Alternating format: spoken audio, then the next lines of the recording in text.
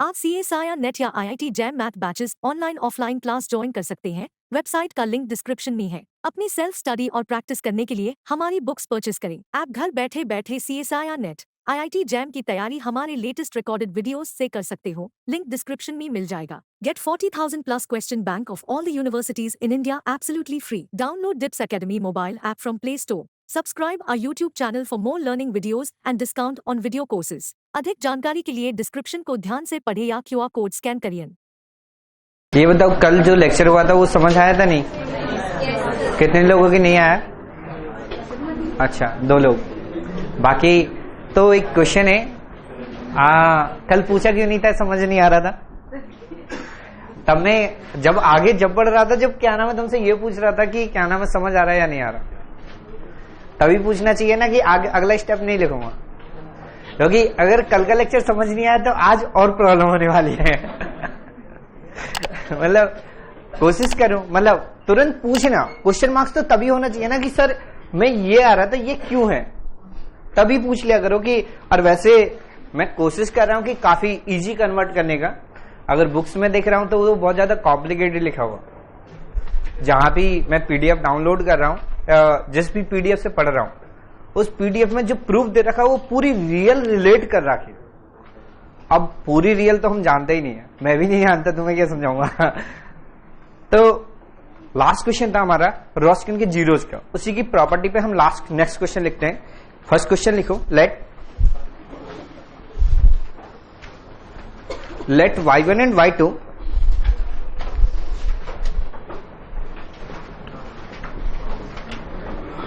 are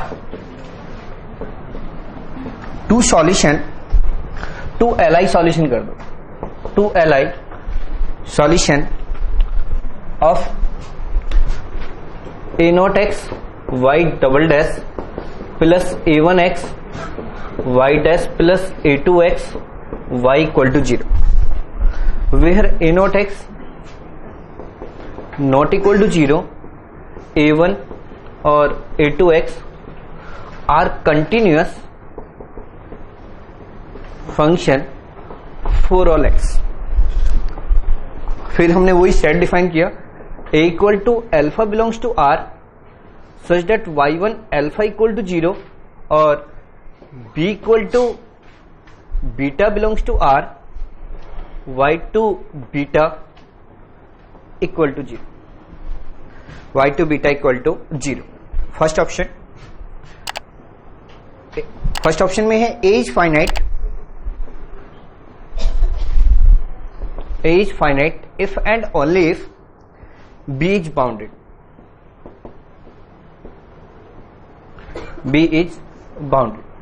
second option, if cardinality of a equal to n and least and largest zero of least and largest zero of y2,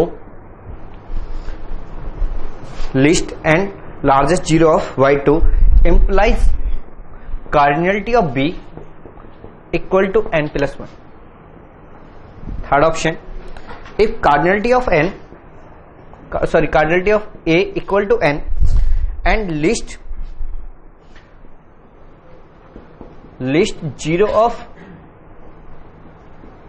y1 and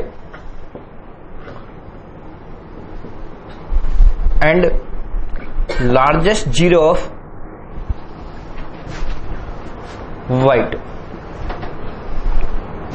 implies cardinality of b equal to n। fourth option, if cardinality of a greater than equal to 3, there exists beta naught, beta 1 belongs to b such that y2 gamma equal to 0 for some gamma belongs to beta naught और beta. Solve हो गया? Answer बताओ क्या आएगा? First. कितने लोगों का first and third? और फर्स्ट और फोर्थ कितने लोगों का? और first second third fourth? First third fourth, ठीक है। और कोई?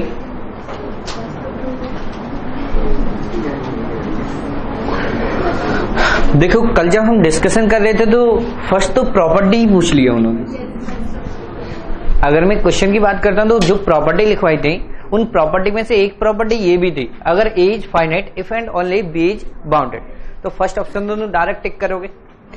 थर्ड लास्ट, जो लास्ट में हम जो प्रूफ कर रहे थे, अभी मैं कार्डिनलिटी ऑफ ए की बात नहीं कर रहा, फिक्स कर दी cardinality of A greater than equal to 3।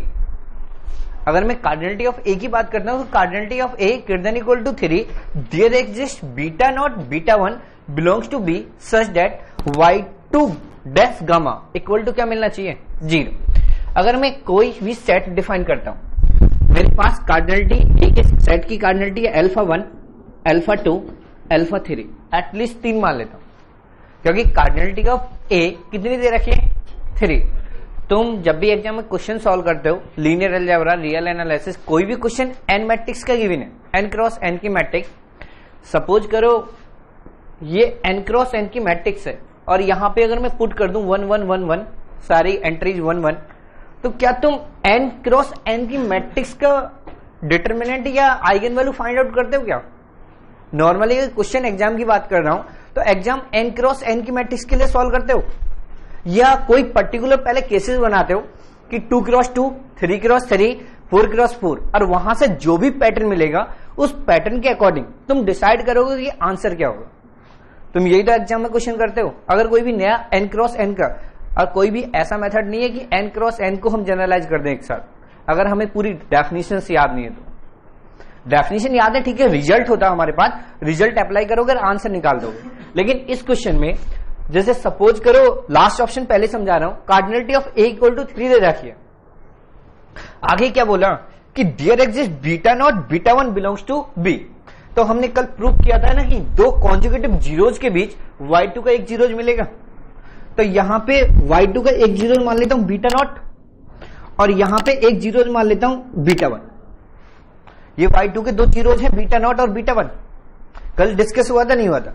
अगर मैं यहां पे ये लिख देता हूं y2 beta not equal to 0 और y beta 1 equal to 0, y2 और y2 beta not equal to 0 और y2 बीटा 1 इक्वल टू 0।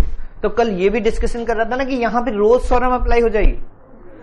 कल ये डिस्कशन किया था, नहीं किया था, कि अगर दो कॉन्जुगेटिव जीरोज मिल जाएं तो देयर एग्जिस्ट एक्स नॉट या फिर gamma belongs to beta not comma beta 1 implies such that एप y2 dash gamma equal to क्या मिलेगा? 0। y2 dash gamma equal to 0 मिलेगा। यही तो लिखा उन्होंने, जो ये यहां पे बोल रहे हैं फोर सम, तो यहां पे फोर देयर एग्जिस्ट की बात होती है। तो कोई ना कोई ऐसा बीटा या ऐसा गामा तो मिलेगा ना जिसके लिए ये प्रॉपर्टी होल्ड करेगी। ये चीज समझ आई या नहीं है?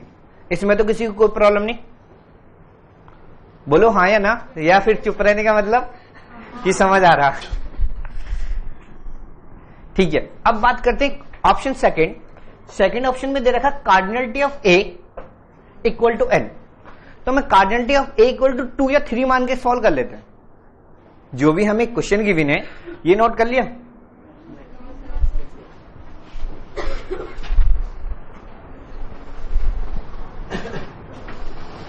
नोट किया? अब देखो ऑप्शन सेकंड ऑप्शन में दे रखा है cardinality of A equal to N. तो cardinality of A equal to हमने 3 मान, cardinality of A equal to 3। फिर बोला क्या लिस्ट एंड लार्जेस्ट जीरो किसकी गिवन है? y2। तो यहां पे मैंने डिफाइन किया अल्फा नॉट, अल्फा 1 और अल्फा 2। फिर हमें ये भी गिवन है लिस्ट और लार्जेस्ट किसकी जीरोज है? तो यहां पे मान सकता हूं बीटा नॉट, बीटा 1, बीटा 2 और यहां पे क्या मिलेगा? Beta 3, beta 3। तो अगर ये कार्डिनलिटी किसकी है? ए की है, कार्डिनलिटी ऑफ बी क्या मिलेगा, 4 मिलेगा, नहीं मिलेगा। तो यहां से कार्डिनलिटी अगर मैं इसको और कर देता हूं, n कर दूं, तो कार्डिनलिटी ऑफ बी लिख सकता हूं n+1। यही तो ऑप्शन लिखा वहां, क्या बोले हो? वो कहना ये चाह रहा कि लिस्ट और लार्जेस्ट जीरो जो है वो y2 का, तो यहां पे हमने लिस्ट जीरो मान लिया y2 का और लार्जेस्ट भी हमने किसका मान लिया, y2 का। बस ये नंबर लाइन जब हम प्लॉट कर रहे हैं क्योंकि इसी कंसेप्ट से रिलेट हो रहा है तो इसका मीनिंग कुछ यही आ रहा होगा, अदरवाइज तो बहुत सारे मीनिंग बन सकते हैं यहाँ पे जो हम सोच रहे हैं वो। अदरवाइज तो लिस्ट बोल सकते हो कि लिस्ट वन या 2 ऐसे कुछ मान सकते हो कि जो y2 का लार्जेस्ट जीरो है जो मैक्सिमम वैल्यू होगी वो इसका मिल जाएगा। तो वो ऐसा नहीं बोल रहे, जब हम यहाँ पे देयर एग्जिस्ट की बात कर रहे हैं तो सक्सेसिव जीरोज की बात कर रहे होंगे क्योंकि जो हमने थ्योरी पढ़ी है उसी से रिलेट करने की कोशिश कर रहे हैं। नेक्स्ट में क्या लिखा, cardinality of a equal to n, least zero of y1 और लार्जेस्ट जीरो ऑफ y2, यानी कि फर्स्ट जीरो ऑफ y1 और last zero of y2। Language change कर दो चाहे, तो यहां पे अगर यहां पे डिफाइन करते हो तो यहां पे कुछ ऐसे लिख सकते हो, फिर तो बिल्कुल क्लियर हो जाता। अगर मैं यहां पे लिस्ट जीरो किसका मान लेता हूं, अल्फा नॉट, अल्फा 1 और अल्फा 2, बीटा नॉट, बीटा 1 और बीटा 2, कुछ यही मानना पड़ेगा। तो लास्ट जीरो किसका है, y2 का, और फर्स्ट जीरो किसका है, y1 का। तो इस केस में cardinality of a equal to भी 3 है और cardinality of b equal to भी 3 है। तो implies cardinality of a equal to suppose करते n है, तो यहां से क्या मिलेगा, कार्डिनलिटी ऑफ b भी हमें क्या मिलनी चाहिए, n मिलेगी।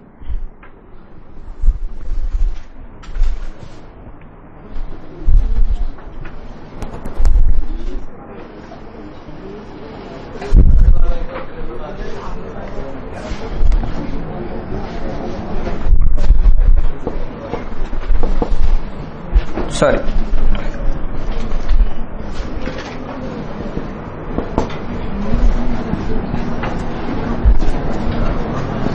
अगर मैं ये लिख दूं कार्डिनेट किसकी प्रॉब्लम है ये बताओ।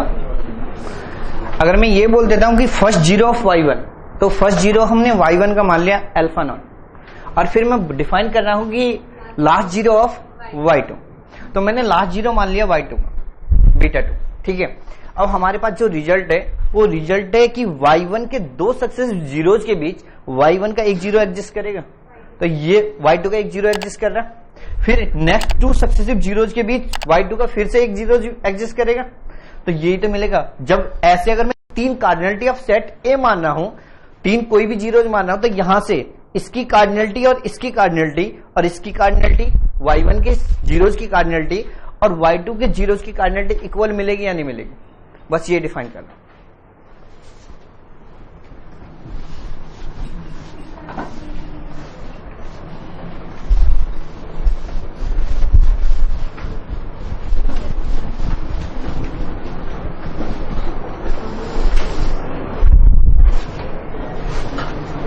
ठीक है, ये नोट किया, इसमें किसी को कोई प्रॉब्लम?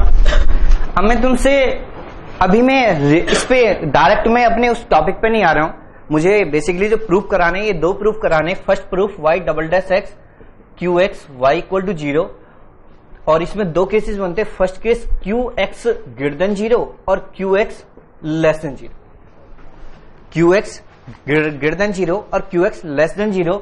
और यहां से लास्ट 4 ईयर से 100% एक क्वेश्चन जरूर पूछा जा रहा है लास्ट 4 ईयर, यानी कि 6-7 पेपर से लगातार कोई ऐसा पेपर नहीं है जहां से यहां क्वेश्चन ही बन रहा हो इस कंसेप्ट बेस। ठीक है, तो मैंने बोला था ना कि 2 क्वेश्चन जरूर मिलते हैं, एक क्वेश्चन जीरोज और एक क्वेश्चन रॉस्किन। तो रॉस्किन की प्रॉपर्टी जो कल से पहली वाली क्लास थी और आज और कल और आज में जो भी हम पढ़ रहे हैं यहां से एक क्वेश्चन मिल जाता, बस हमें क्लियर होना चाहिए, प्रॉपर्टी याद और उनका एप्लीकेशन आना चाहिए। ठीक है, तो मैं अभी इसे प्रूफ नहीं करा रहा हूं, अगर मैं इसे डायरेक्ट प्रूफ कराऊंगा तो तुम्हारी बहुत सारी प्रॉब्लम आएंगी, बहुत सारे कंफ्यूजन आएंगे, सर कर क्या रहे हो। ठीक है, तो मैं पहले वैसे बेसिकली तो मुझे ये प्रूफ कराने चाहिए, ये कोई लॉजिक नहीं है कि जिस लॉजिक से मैं समझाना चाह रहा हूं।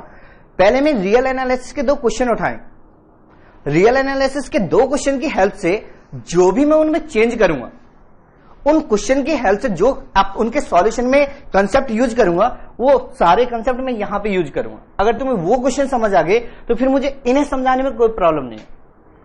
ठीक है, ये चीज तो कोई प्रॉब्लम नहीं। लिखो let first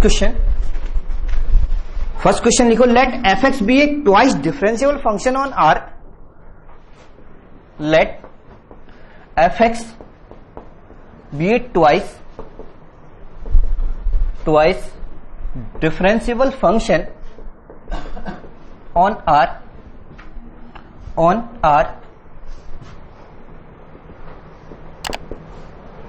giving that F double dash x greater than 0 for all x belongs to R.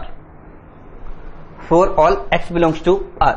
First option, fx equal to 0 has exactly 2 0 on R. Second option, fx equal to 0 has positive.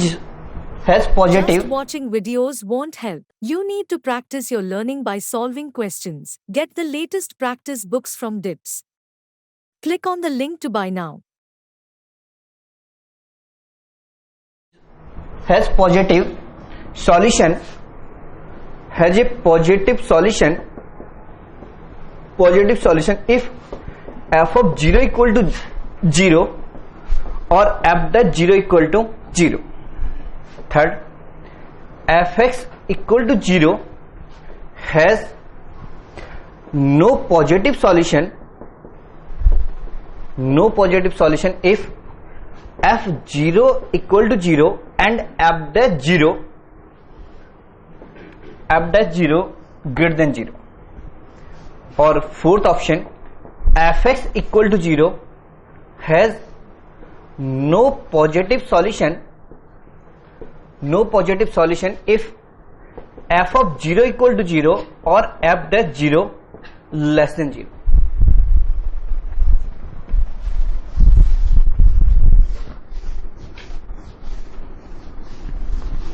Less than 0.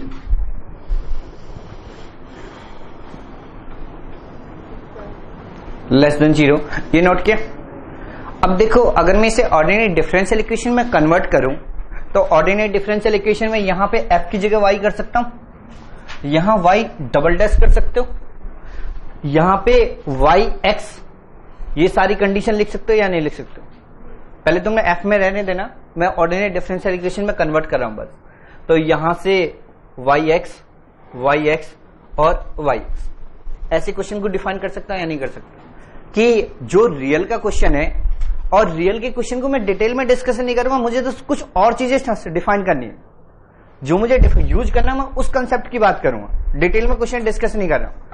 वैसे ही सोचते हैं कि y double dash x greater than equal to 0 है, और जो यहां पे twice, जब ये बोलेगा yx be the twice differentiable function on R, तो ट्वाइस डिफरेंशिएबल फंक्शन नहीं बोलेगा, yx be the solution of the differential equation बोलेगा। अगर डिफरेंशियल इक्वेशन से इस क्वेश्चन को कन्वर्ट करेगा तो वो क्या बोल रहा होगा तुम्हें कि yx be the solution of the differential equation, function का यूज नहीं करेगा। अभी ये किस में पूछ रहे हैं, वो रियल एनालिसिस में। ठीक है, रियल एनालिसिस में नॉर्मल, अगर रियल एनालिसिस में इस क्वेश्चन को अटेम्प्ट करोगे तो 3 मेथड से अटेम्प्ट कर सकते हो। पहला मेथड कि हमें कोई एक एग्जाम्पल मिले और जिस एग्जाम्पल की हेल्प से मैं ऑप्शन डिस्कार्ड कर दूं, एक तो मैं ये भी सिखा सकता हूं अभी, ठीक है। एक दूसरा, मुझे जिस प्रॉपर्टी को अभी सॉल्यूशन में जो हम प्रूव करेंगे, जिसमें यूज करेंगे, उस प्रॉपर्टी को लेट करके पूरा केसेस डिफाइन करूं ग्राफ की हेल्प से।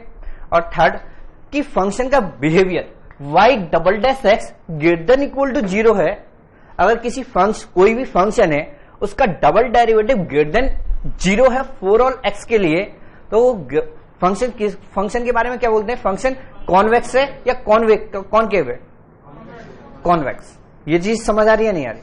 अगर अभी हमें रियल में नहीं पढ़ाया गया कि ग्राफ कॉन्वेक्स कैसा होगा और कॉनकेव कैसा होगा, ठीक है, अभी बस ये डेफिनेशन है, तो अगर डेफिनेशन है तो उस डेफिनेशन का यूज तुम रियल में करोगे। वो सर बताएंगे जब कंटिन्यूटी और डिफरेंशियबिलिटी वाला टॉपिक डिस्कस करेंगे। यहां तक तो किसी को कोई प्रॉब्लम नहीं, मैं इस मेथड को कोई डिस्कस नहीं कर रहा हूं, ठीक है। दूसरा मेथड, अगर मैं कोई एग्जाम्पल लूं, एग्जाम्पल जैसे F X equal to X square plus 1, मैंने फर्स्ट एग्जाम्पल लिया F X equal to X square plus 1 equal to 0 मान सकता हूं। तो यहां पर देखो F X equal to 2x और F double dash X equal to 2 greater than 0 है for all x belongs to r के लिए। लेकिन इसके जो जीरोज मिलेंगे x equal to plus minus i complex मिलेंगे या नहीं मिलेंगे? अगर ये कॉम्प्लेक्स है तो फर्स्ट ऑप्शन कभी भी ट्रू होगा, फर्स्ट ऑप्शन तो कभी ट्रू नहीं होगा, क्योंकि उन्होंने एग्जैक्टली 2 जीरोज बोले इन r में, और हमें कैसे जीरोज मिले? दोनों कॉम्प्लेक्स, और वो किस में मिलेंगे? c में। समझ आया नहीं है? तो ये फर्स्ट ऑप्शन डिस्कार्ड हो गया। थर्ड सेकंड ऑप्शन, मैंने F X equal to X square ही ले लिया, F X equal to X square. देख लो एक्स स्क्वायर पे यहां पे F dash X equal to 0 sorry 2x और F double dash X equal to 2 for all X greater than equal sorry for all X के लिए, for all X के लिए ग्रेटर देन 0 है। तो यहां से बताओ इसके जो जीरोज आएंगे, दोनों जीरोज कैसे मिलेंगे?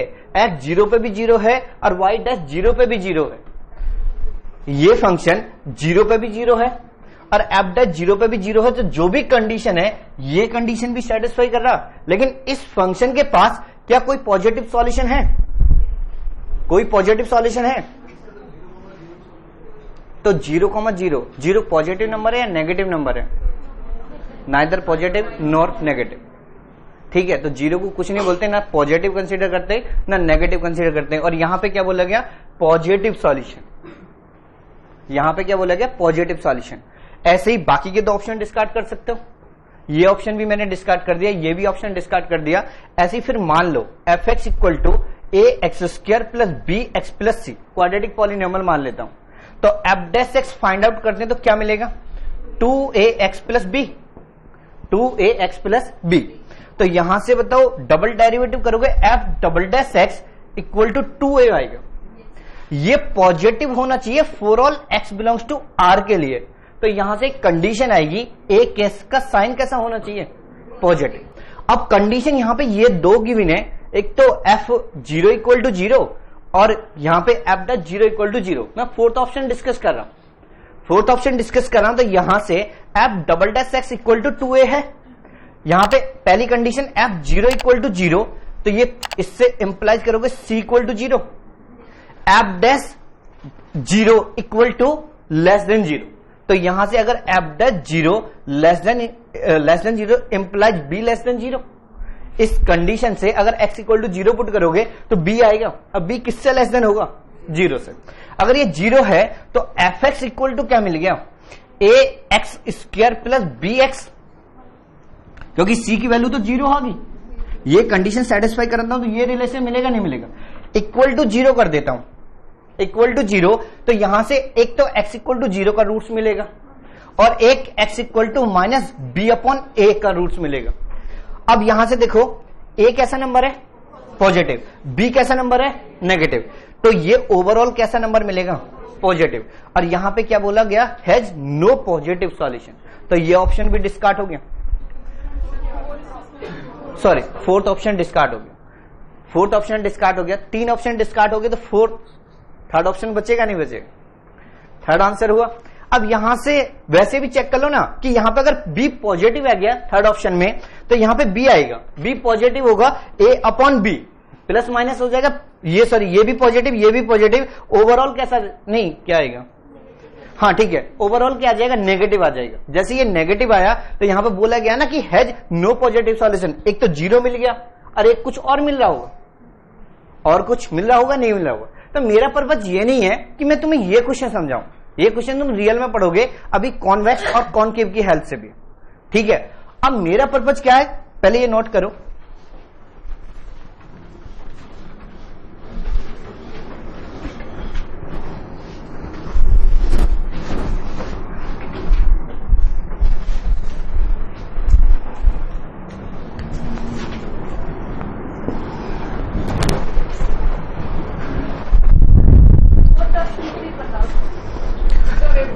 x इक्वल टू 0 आएगा। हाँ, यहां से f 0 पे 0, सेकंड कंडीशन पुट करूंगा यहां पे। हाँ, क्योंकि दे रखा इफ, सबसे ऑप्शन 4 ऑप्शन में दे रखा if f 0 equal to 0 given है और f dash 0 less than equal to 0। f 0 put करोगे तो c इक्वल टू 0 और f dash 0 less than 0 put करोगे तो b लेस देन 0। तो b के बारे में इंफॉर्मेशन आई, b नेगेटिव होगा और c कैसा नंबर है 0। अब इक्वेशन में पुट करी c और b की वैल्यू, तो यहां से कुछ इस टाइप की इक्वेशन मिलेगी। इक्वल टू 0 करोगे तो यहां से दो रूट्स मिलेंगे x के, x इक्वल टू 0 और x equal to minus b upon a. हमें गिवन है x greater than 0, sorry x a greater than 0 और b का साइन यहां से मालूम है, b कैसा नंबर है नेगेटिव, तो ओवरऑल नेगेटिव हुआ। माइनस की मल्टीप्लिकेशन करोगे तो नेगेटिव हो जाएगा, तो ये नंबर कैसा आएगा नेगेटिव। और फोर्थ ऑप्शन में दे रखा था हैज नो पॉजिटिव सॉल्यूशन। अगर अब के बाद किसी को कहीं भी डाउट हो जो मैं अब समझाने वाला हूं तो बोल देना, ठीक है, नहीं तो अगर समझ नहीं आया तो फिर प्रॉब्लम हो जाएगी। अभी तक कोई प्रॉब्लम नहीं थी कि अगर समझ नहीं आया, लेकिन अब जो सेकंड अप्रोच है उसे मैं समझाने की कोशिश कर रहा हूं। काउंटर एग्जांपल नहीं है अभी, तो ये काउंटर एग्जांपल की हेल्प से हम 3 ऑप्शन डिस्कार्ड करते हैं, इसलिए ट्रू कर दिया। अब मैं कुछ और समझा रहा हूं, कॉन्वेक्स से डायरेक्ट रिजल्ट मिल जाता। अब यहां से आ जाओ, ये फर्स्ट क्वेश्चन है कि y f(x) be a twice differentiable function given that f double dash x greater than equal to 0 for all x belongs to r। बाद में नोट करना, 5 स्टेप है, पहले देख लो। यहां पे हमें ये गिवन है f double dash x greater than 0 for all x belongs to r के लिए, for all x belongs to r के लिए। तो अगर किसी फंक्शन का डबल डेरिवेटिव पॉजिटिव है तो f डैश x के बारे में क्या बोल सकते हो? सिर्फ ये बोल सकते हो कि यहां से f dash x increasing for all x belongs to r, ये बोल सकते हो या नहीं? ये हमारे पास रियल एनालिसिस में रिजल्ट है, ये मालूम है या नहीं? मुझे बस यही यूज करना है आज की क्लास में। बस ये रिजल्ट समझ आया नहीं है कि अगर डबल डेरिवेटिव ग्रेटर देन 0 है तो f डैश x इंक्रीजिंग होगा for all x belongs to r के लिए, ठीक है। अब मुझे ये गिवन था कि मुझे अभी मैंने ये मान लिया कि मुझे ये आंसर गिवन है, तो मैं इसके हेल्प से कुछ समझा रहा हूं। यहां से 2 कंडीशन गिवन है कि एक कंडीशन f 0 इक्वल टू 0 और f डैश 0 ग्रेटर देन 0, ठीक है। तो ये कंडीशन है, जो भी फंक्शन है वो थ्रू आउट r में इंक्रीजिंग है। उस डेरिवेटिव के बारे में हमें एक कंडीशन दी f डैश 0 ग्रेटर देन 0 है, f डैश 0 ग्रेटर देन 0। इसका मीनिंग क्या हुआ? इसका मीनिंग क्या हुआ? f डैश 0 ग्रेटर देन 0 है, इसका मीनिंग कि f डैश 0 पे जो भी f डैश फंक्शन है वो 0 पे उसकी वैल्यू कैसी है? पॉजिटिव है या नहीं है? ये चीज सभी को समझ आई या नहीं है? तो जो भी ग्राफ होगा इस फंक्शन का वो 0 पे यहां कहीं पॉजिटिव कोई नंबर होगा। और उसके बाद मुझे ये मालूम है इस कंडीशन से f dash x for all x belongs to r के लिए इंक्रीजिंग है, तो जो भी ग्राफ होगा कुछ ऐसा जा रहा होगा। जो भी ग्राफ है, मैं ये देखो दोबारा से रिपीट कर रहा हूं क्योंकि मुझे बहुत प्रॉब्लम होगी आगे समझाने में। तुम अगर ये सब चीज समझ नहीं आई तो QX का कांसेप्ट समझ नहीं आएगा। यहां से बताओ f डैश x इंक्रीजिंग है for all x belongs to r के लिए, ये सभी को समझ आया? क्वेश्चन में कंडीशन की भी है f डैश 0 पे ग्रेटर देन 0, यानी कि जो f डैश x फंक्शन है, सपोज करो ऐसा मान लेता हूं gx कोई फंक्शन है और वो फंक्शन किसके इक्वल है? f डैश 0 के, sorry f dash x function को हमने gx मान लिया, तो g ऑफ 0 इक्वल टू मैं लिख सकता हूं f डैश 0, और f डैश 0 के बारे में क्या बोला गया? पॉजिटिव। तो जो भी ये नंबर होगा कोई पॉजिटिव नंबर होगा, तो इसका मतलब मैं 0 पे कोई पॉजिटिव नंबर मान सकता हूं। अगर ये पॉजिटिव है, अब पॉजिटिव 0 पे तो ये वैल्यू पॉजिटिव है जो f डैश x फंक्शन है, उसके बाद थ्रू आउट इंक्रीज कर रहा है, तो इन दोनों स्टेटमेंट को कंबाइंड करूं, जो ये 2 स्टेटमेंट है इन्हें मैं कंबाइंड करता हूं, तो इन कंबाइंड करके इंप्लाइज कर सकता हूं f dash x greater than equal to 0 होगा, सॉरी ग्रेटर देन 0 होगा for all x greater than equal to 0 के लिए। मैं जो f डैश x फंक्शन है उस फंक्शन को, इन दोनों फंक्शन को कंबाइंड किया, कंबाइंड ये कर रहा हूं कि f dash x greater than 0 है for all x greater than equal to 0। ये चीज समझ आई या नहीं आई? इसमें तो किसी को कोई डाउट नहीं? अगर इसमें डाउट है तो फिर मैं आगे नहीं समझाऊंगा। ये समझ आया? तो अगर हमें जो gx फंक्शन है, यहां पर हमें ये गिवन है gx equal to F dash X, और एफ डैश एक्स हमने ये प्रूव कर दिया कि F dash x greater than 0 है, तो इंप्लाइज एफ ऑफ एक्स कैसी फंक्शन होगी? इंक्रीजिंग फंक्शन होगी या नहीं होगी? तो फिर से मैं बोल सकता हूं यहां से इस स्टेप के बाद एफ एक्स का बिहेवियर बता सकता हूं कि एफ एक्स कैसी फंक्शन है? इंक्रीजिंग। किस डोमेन में? जो ये domain for all X greater than equal to 0। ये एफ एक्स फंक्शन एक तो इंक्रीजिंग आया, फिर यहां पर एक दूसरी कंडीशन दे रखी है F 0 equal to 0, F 0 equal to 0। तो अगर मैं यहां पे इस कंडीशन को फिर से रिप्लेस यूज करता हूं एफ 0 इक्वल टू 0, तो जो भी ग्राफ होगा एक तो 0 पे 0 से शुरू होगा, एक तो 0 से शुरू होगा, और उसके बाद क्या कर रहा है? इंक्रीज कर रहा है, तो थ्रू आउट इंक्रीजिंग होगा। 0 से शुरू होगा और 0 के बाद में थ्रू आउट क्या करेगा? इंक्रीजिंग होगा।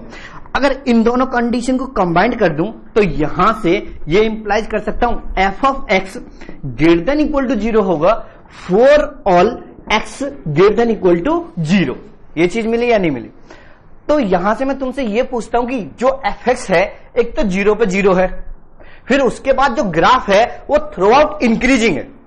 थ्रू आउट इंक्रीजिंग है या नहीं है? अगर ये थ्रू आउट इंक्रीजिंग है तो कभी एक्स एक्सिस को कट करेगा?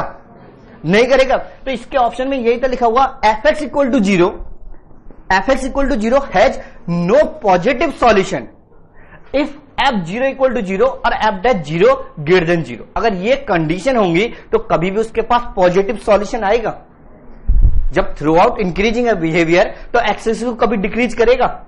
नहीं करेगा। अगर तुम्हें ये सारी चीज समझ आएगी तो लेक्चर समझ आ जाएगा। इसमें तो कोई प्रॉब्लम नहीं है किसी को भी। अगर प्रॉब्लम है तो अभी बोल दो, क्योंकि यहां पॉजिटिव इन दोनों कंडीशन को अगर कंबाइन करूं तो यहां पे तो बिहेवियर बता सकता हूं, यहां के बाद नहीं बता सकता। कौन सी वाली? वो क्वेश्चन में गिवन है। मैंने दोबारा से बोल रहा हूं F double dash x greater than 0 है for all x belongs to R के लिए। मैं बोल सकता हूं इस स्टेटमेंट से एफ डैश एक्स के बारे में f dash x greater than 0 sorry increasing होगा for all x belongs to R के लिए। एग्जाम्पल नहीं ले रहे, सिर्फ सिंपल लो जनरल डेफिनेशन। क्या तुम बोल सकते हो, क्या नहीं बोल सकते।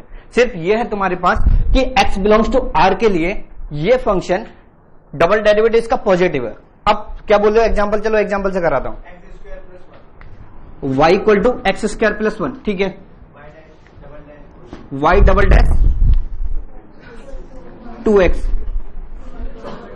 तो यहां से पहले तो ये कंडीशन पुट करो कि जो डबल डेरिवेटिव एफ डैश 0 है इसके पास ये पॉजिटिव आना चाहिए, 0 नहीं आना चाहिए एट पॉइंट 0 पे। तो यहां पे कोई भी एक नंबर मान लेता हूं x टाइप का।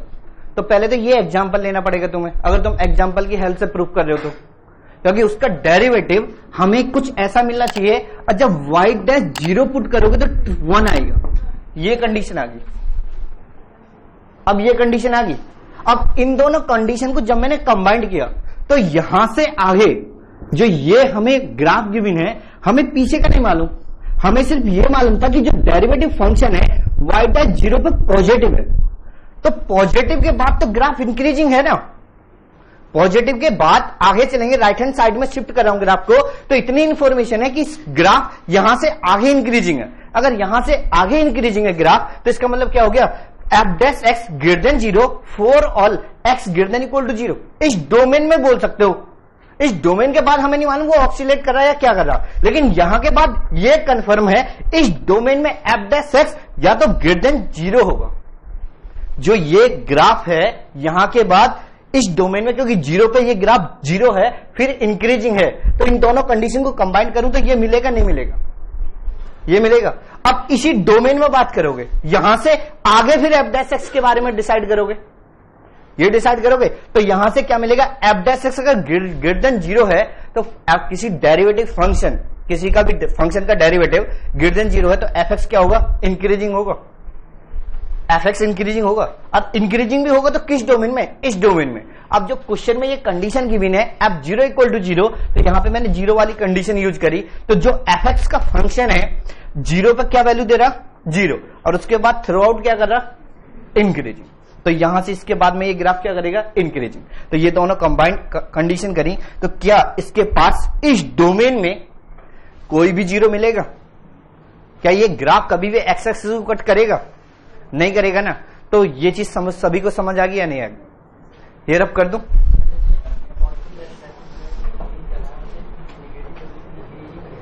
हमें कुछ नहीं मालूम इसके बाद। हमें हो सकता है कि यहां के बाद ग्राफ ऐसे हो जाए, इंक्रीजिंग तो कर रहा, हमें ग्राफ ये इंक्रीजिंग ऐसे कर रहा है या नहीं कर रहा, और सपोज करो ग्राफ ऐसे हो जाए। दोनों केस पॉसिबल है या नहीं? जो पहला वाला ग्राफ है वो ग्राफ है ये, इसके बाद डेरिवेटिव का फंक्शन ये भी हो सकता, और डेरिवेटिव का जो भी फंक्शन है वो ये भी हो सकता। इस टाइप का बिहेवियर, दोनों ही बिहेवियर पॉसिबल है। हमें नहीं मालूम किस टाइप का बिहेवियर है। ये एक्स एक्सिस को कट कर भी सकता है या नहीं भी कर सकता। तो हमें तो जो प्रूफ करना है वो कंडीशन क्या दे रखी है, F X equal to zero has no positive solution. तो पॉजिटिव एक्स एक्सिस पे बात करना चाह रहे हैं या नहीं करना चाह रहे? आर पॉजिटिव में ही तो बात करना चाह रहे हो तुम। इसके बाद क्या हो रहा क्या नहीं हो रहा हमें नहीं मालूम।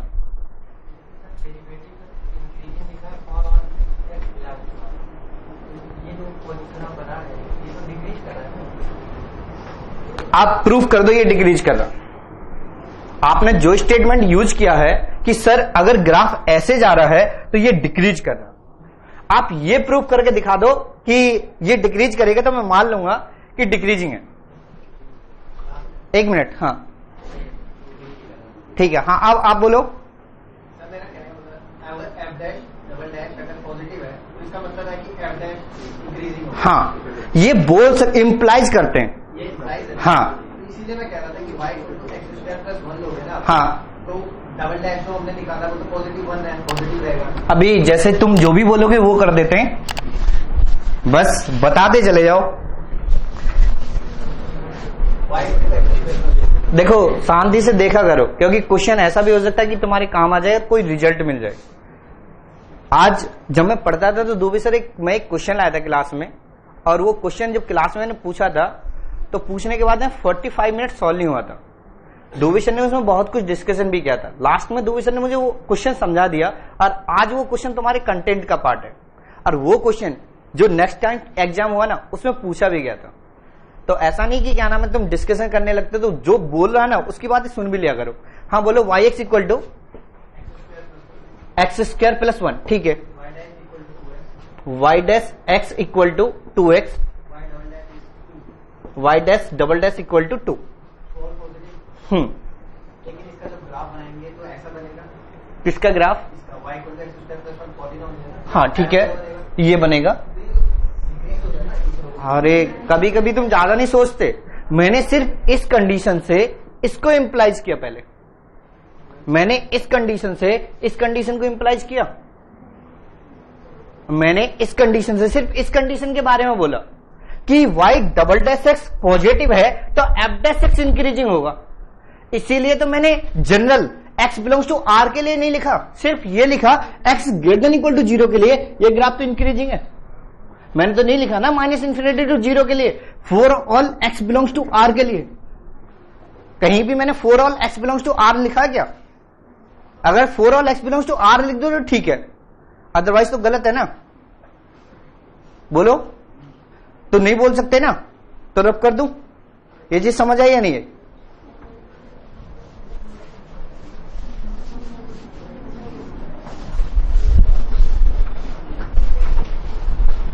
एक और क्वेश्चन लिखो पहले अभी। Hope you are liking these learning videos. Want to study with Dubey Sir Live? Join our offline online batches for CSIR NET Maths and JAM. Visit our website or click on the link highlighted to know more.